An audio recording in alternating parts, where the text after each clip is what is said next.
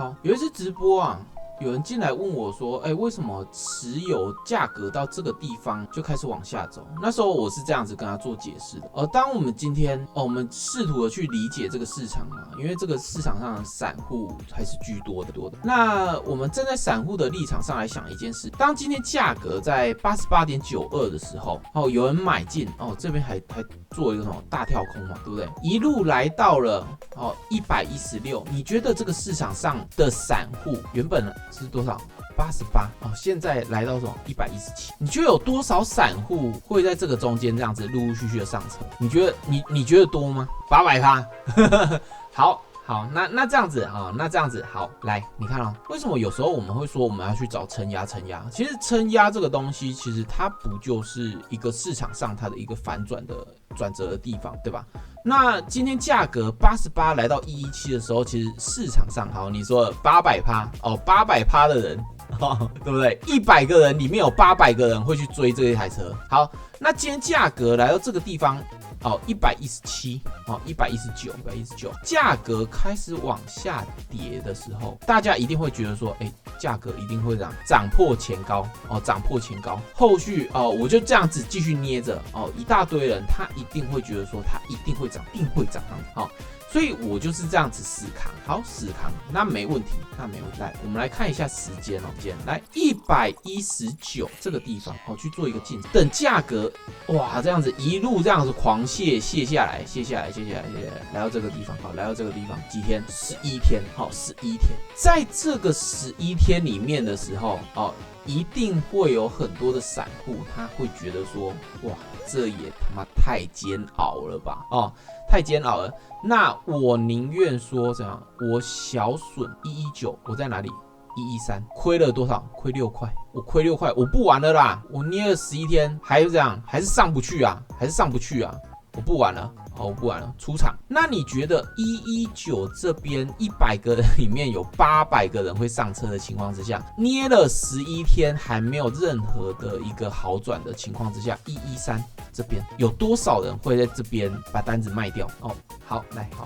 我们改一下哈。80%的人会追车嘛，对不对？好，那这边70%的人会在这边卖掉。所以哪怕说今天有人他想要往上抬，那今天价格来到这个位置的时候，70%的人都不看好了，70%的人再怎样，再把这个价格再压下去。原本这边上来，他可能这样他可能随便举个例子假如100万100万，他就可以把价格拉到这个地方。但是这个市场上的70%的人守在这边压在这边所以他100万的本金原本可能够，但是现在来到这个位就不够了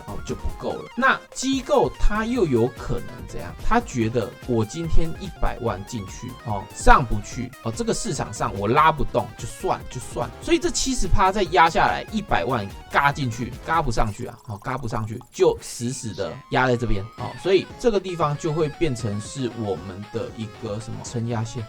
撑压的区间撑压的区间也就是说，在这一个区间里面的人在前面这边买的人，价格到这个地方，他们就会选择性的去离开这个市场所以价格除非价格再度来到这个地方的时候，有什么？有消息面直接拉上来直接拉上来的时候，价格才有可能这样破新高破前面的历史新高这样子可以理解了就这样子那承压区其实讲白了就是这样子这个市场上有多少人在这个地方在前面这个地方可能被套牢了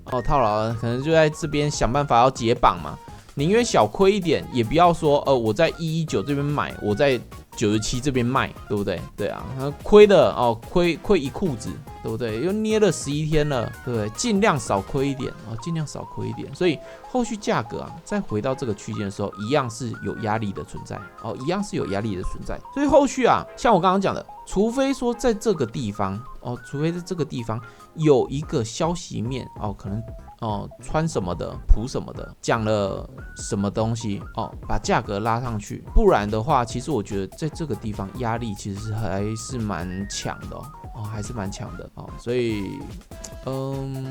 就看 K 棒的状况再来去考虑有没有要买石油啊或黄金什么之类的。OK， 对啊，反正我们学加密货币嘛，对不对？学加密货币这个东西，它的好处在哪里？好处就在于说它的一个波动性很强，波动性很强，所以。有一句话是这样讲啊，币圈一天限时10年，所以你有可能你在这一天里面你就看到可能现实世界里面股票它可能要走10年，它才有可能走出来的一个情况。所以我们在某一些时候啊，你们如果说想要去买台股或者是什么兼着买，或者是什么 DCA 啊、台股什么之类的其实我觉得学加密货币其实对于你们去做一个相对底部，不要说我们是去抄到一个完全的底部啦，相对底部、相对便宜的地方去买进去做介入，我觉得是有帮助可以好了，那我们的今天的影片就到这边结束了，好不好？